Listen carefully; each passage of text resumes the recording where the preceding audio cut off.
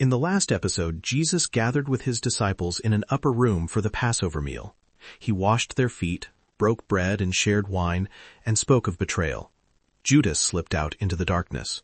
Jesus offered comfort and warning, then led his disciples out of the city toward the Mount of Olives. Now the streets of Jerusalem are empty. The night is quiet, and Jesus walks toward a garden where everything will begin to unravel. The path descends into the Kidron Valley, then climbs again toward the olive groves on the mountain's lower slopes. The moon is full, casting pale light across the ancient trees. The air is cool.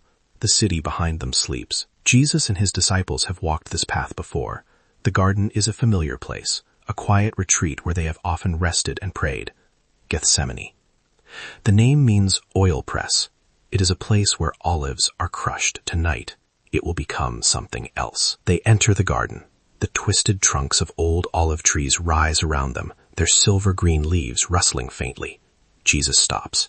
He turns to his disciples. "Sit here while I go over there and pray." He takes 3 of them with him, Peter, James, and John, the same 3 who saw him transfigured on the mountain, the same 3 who witnessed him raise a dead girl to life. Now they will see something no one should have to see.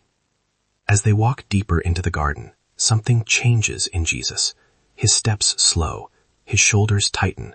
A tremor passes through him. He stops and turns to face them. "My soul is overwhelmed with sorrow to the point of death.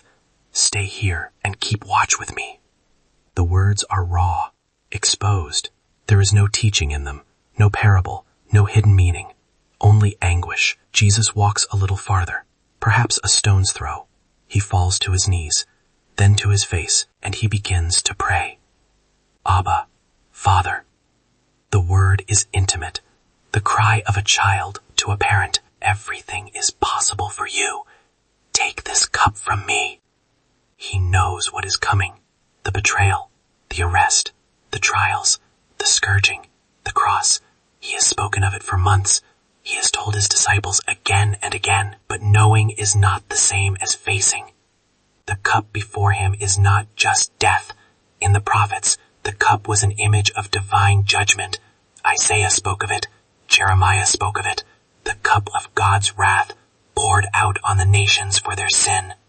Now Jesus faces that cup, not for his own sin, but for the sin of the world. He is about to drink what humanity deserves. It is the weight of all human darkness, the full measure of sin and separation. It is the silence of the Father. It is abandonment, and his human soul recoils. "Take this cup from me." The prayer is not rebellion. It is honesty. Jesus does not pretend that what is coming is easy. He does not minimize the cost, but then comes the turn. "Yet not what I will, but what you will." Obedience. Surrender. Trust. He rises from the ground. He returns to his 3 disciples. They are asleep. The ones he asked to keep watch, to stay awake, to be with him in his darkest hour, are slumped against the trees, their eyes closed, their breathing slow. Jesus had warned them, "Watch and pray, that you may not enter into temptation." This is not ordinary sleep. This is the hour of darkness, the time when evil moves freely. The disciples have been given a task that is spiritual, not physical, and they have failed it before it has even begun. Jesus looks at Peter, the one who swore he would die for him, the one who promised never to fall away. "Simon, could you not keep watch for 1 hour? Watch and pray, so that you will not fall into temptation. The spirit is willing, but the flesh is weak." Peter stirs. His eyes open. He sees the look on Jesus' face. He feels the weight of his failure, but exhaustion pulls him back down. Jesus leaves them again. He walks back to the same spot. He falls again to the ground. "Father, if it is not possible for this cup to be taken away unless I drink it, may your will be done." The prayer is the same, and it is different. The first time, he asked if the cup could be removed. Now he accepts that it cannot. He returns to the disciples. They are asleep again. The night stretches on. The moon moves across the sky.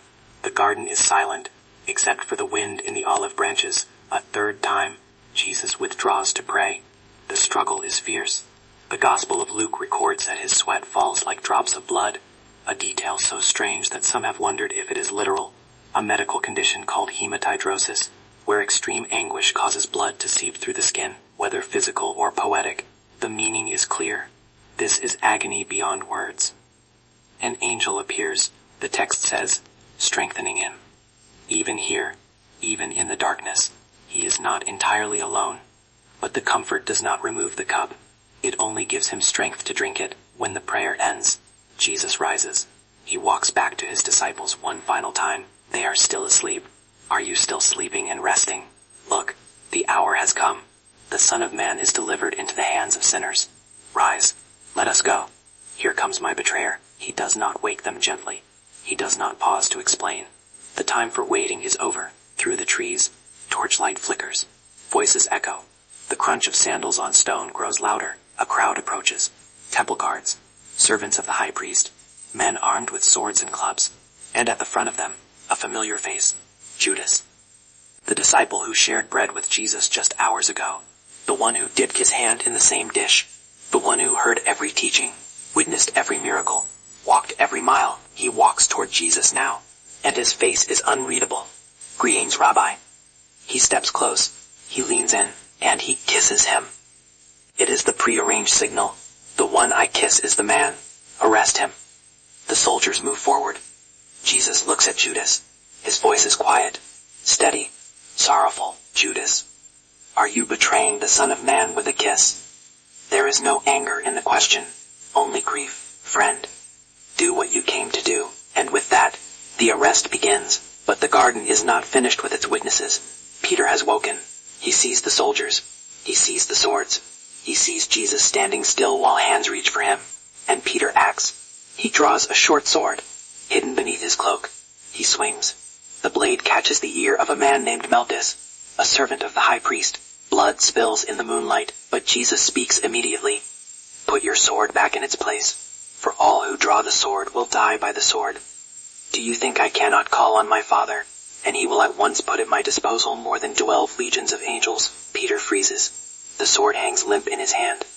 Jesus reaches out. He touches the wounded man, and the ear is healed. Even now, even in this moment, even surrounded by enemies, abandoned by friends, facing death, Jesus heals. But how then would the scriptures be fulfilled that say it must happen in this way? He turns to the crowd, to the chief priests and temple guards who have come to seize him. Am I leading a rebellion, that you have come out with swords and clubs to capture me?